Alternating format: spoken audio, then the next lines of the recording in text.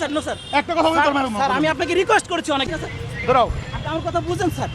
কোনো কথা বলবো না প্লিজ আর কোনো কথা বলবো প্লিজ না স্যার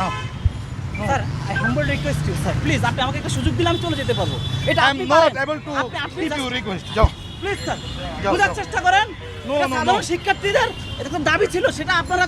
যা করছেন আমরা আপনাকে সম্মান করে আমরা চলে যাচ্ছিলাম আপনি আমাকে ধরে নিয়ে আসছেন পিছন দিক থেকে তোমাদের ধরে আনছি